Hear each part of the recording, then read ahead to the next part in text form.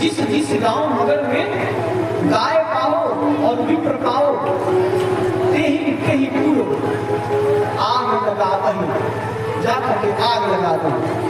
और ऐसा सैनिकों ने किया, उत्पात किया, सबको कष्ट पहुंचाने लगे। तब जाकर के इधर हिरण्यकशिपु का अत्याचार बढ़ा। उसका सबसे छोटा पुत्र हुआ प्रहलाद। प्रहलाद का जन्म हुआ। हिरण्यकशिपु का अपना विद्यालय था, सज्जन अपने ही विद्यालय में अपने बच्चे को पढ़ाता। गुरु शुक्राचार्य के पुत्र संदामर्क की देख रेख में शिक्षा दीक्षा चली। एक दिन जो है हिरण्यकशिपु अपने गोद में बैठा कर करे, बेटा पढ़ाई सब अच्छा चल रहा है? हाँ बहुत अच्छा चल रहा है। अतुल और बताओ क्या पढ़े हो आज?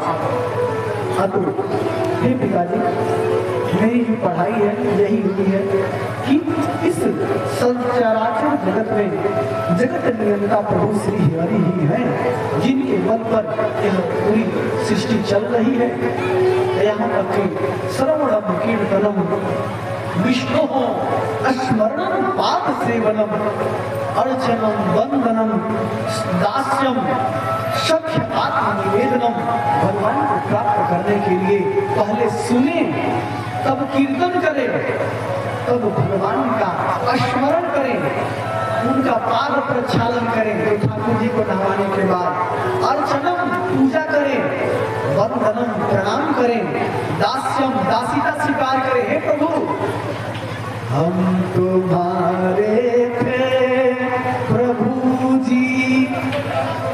लोग कहते हैं हम आपके हैं, हम आपके हैं।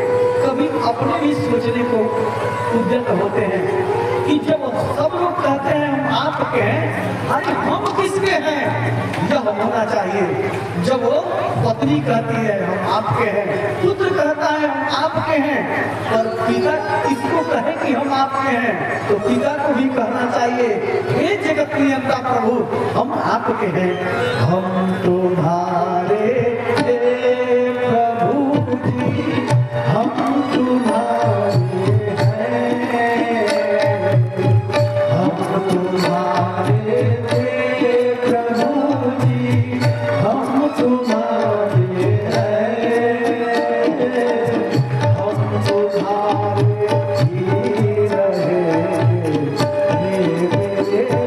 प्रियतम, हम तुम्हारे ही रहेंगे मेरे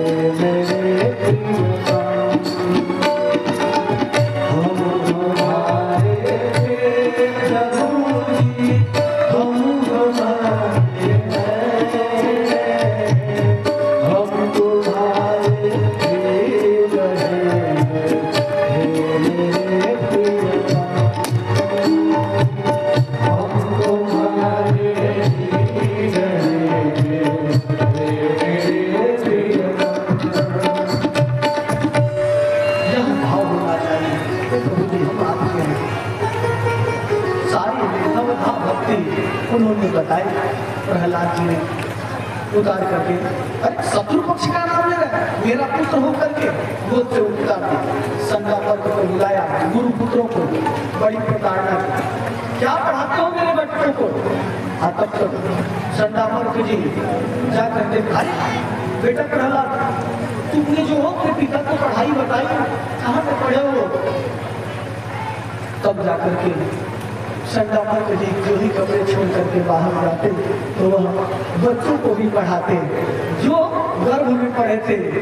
तो लिखो पोथी में राम, पढ़ो पोथी में राम, लिखो पोथी में राम, पढ़ो पोथी में राम, लिखो पोथी में राम, पढ़ो पोथी में राम, लिखो पोथी में राम, पढ़ो पोथी में राम, लिखो राम राम राम, पढ़ो राम राम राम, लिखो राम राम राम, पढ़ो राम राम राम, लिखो राम राम राम, पढ़ो राम राम राम, लिखो राम राम राम, पढ़ो राम राम राम, लिखो पोथी में राम, पढ़ो पोथी में राम, लिखो पोथी में राम, पढ़ो पोथी में राम। आगे से संदामर्क जी स्पर्श कहते हैं जो ही प्रहलाद, अरे बेटा क्या पढ़ा रहा हो बच्चों को, तुम्हारे पिता की मार पड़ेगी। लिखो पोथी में राम पढ़ो, पोथी में राम, लिखो पोथी में राम, लिखो राम राम पढ़ो, राम राम राम पढ़ो, राम राम पढ़ो, राम राम राम, लिखो पोथी में राम पढ़ो, पोथी में राम, लिखो पोथी में राम पढ़ो, पोथी में राम। इस तरह से जो ही संग्राम के जो स्पर्श किए वो अभी नाचने लगे। यहाँ तक कि हिरण्यकशिपु आया, अरे क्या पढ़ा रहे हैं आपको गुरुजी। तब तक सब लोग यही धुन हो गए। तब जाके प्रहलाद जी आकर के अब हिरण्यकशिपु ने डांटा, कैसी पढ़ाई दे रहे हो आप लोग। तब जाकर के चंडामर जी ने कहा, न मत प्रणीतम न पर प्रणीतम, मैंने नहीं पढ़ाया, हम लोगों से नहीं पढ़ा। सुतो वदत्ते सदा तवेन्द्र सत्रो नैसर्ग की अम्मतिरस्य रागम नियच्छमन्युं तदास ममानः। हे राजन, इसके अंदर जो गुण है वह प्राकृतिक गुण है, नैसर्गिक लक्षण है, हम लोगों ने नहीं पढ़ाया है।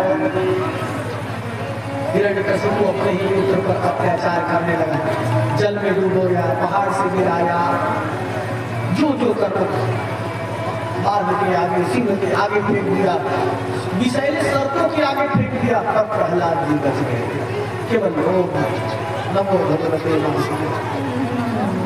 और जब बच गए, एक दिन उनकी बहन होलिका आई, अरे भैया आपका मुख क्यों गिरा हुआ है। अरे क्या बताऊं बहना, सब तुम्हारे भतीजे का कमाल है, सब उसकी करतूत है। अरे भाई भतीजा भांजा, अरे भाई भतीजा